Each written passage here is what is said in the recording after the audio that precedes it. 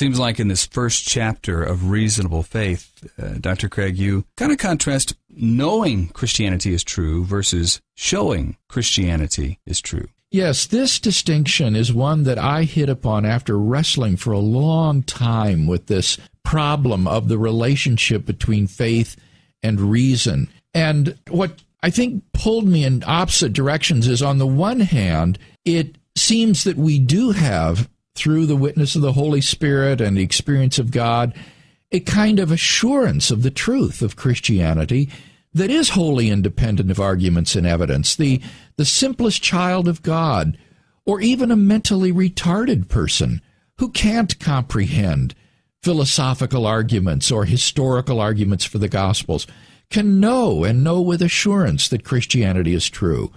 And you don't want to deny those people the privilege of having faith, which you would have to do if you say that in order to know Christianity is true, that you have to have all sorts of argument and evidence for it. On the other hand, what you want to avoid then is some sort of relativistic subjectivism where everybody and anybody who claims to have some sort of an experience is rational in claiming that he knows what he believes in this properly basic way. And so the distinction that I hit upon is this difference between knowing and showing. I think the way that I know that Christianity is true is, as Plantinga says, through the immediate witness of the Holy Spirit. This is an objective function of the Holy Spirit in my life, testifying to me that I am a child of God, that God exists, that I know Him, and so forth. On the other hand, because that is an interior experience, when I come to talking to someone else who doesn't have that experience, it does no good for me simply to say, well, I have this inner experience that you don't have, but gee, if you did, you would know this too.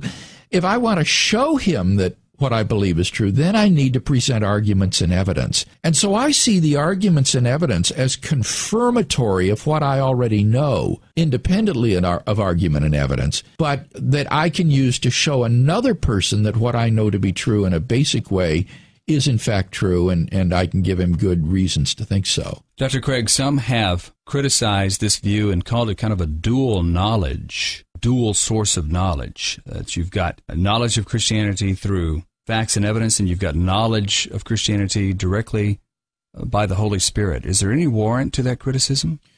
Well, I don't think it's a criticism. I think it's true, and I don't see anything that's problematic about it. I think that, on the one hand, I know that Christianity is true through the inner and immediate witness of the Holy Spirit.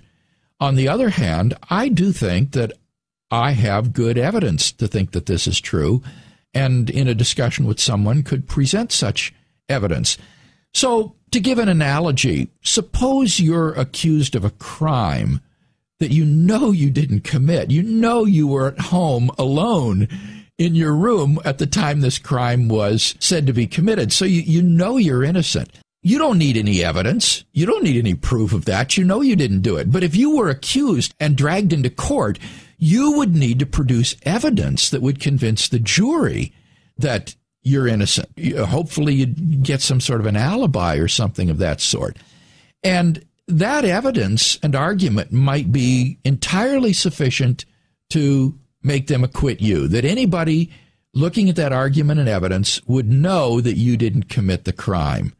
Now, that evidence is also available to you. It's not available to just the jury.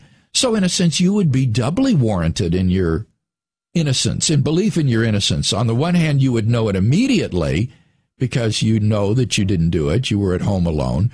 But then also you would have all the warrant that accrues to that belief from the evidence and the argument that the jury gets to hear. So you would have a kind of double warrant, I think. Bottom line, as we end this program, Dr. Craig, it seems like you're saying that the poor farmer in a small town in the Midwest who is uneducated can come to know Christ without an exhaustive examination of all the evidence for Christianity, or a highly educated professor can come to Christ because he's persuaded by the evidence and the historicity of Christ and so forth. And they both come to the same Lord, but they seem to come in different ways. Do we have to do an exhaustive, or do we have to know the evidence and arguments before we can make a commitment to Christ? Absolutely not. I think that your example is a good illustration of the fact that both of these people can come to the same conclusion, the same Lord, by different routes.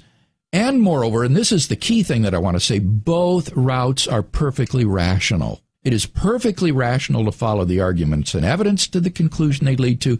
It is also perfectly rational to believe in the great truths of the gospel on the basis of the inner witness of the Holy Spirit. Both are the deliverances of reason.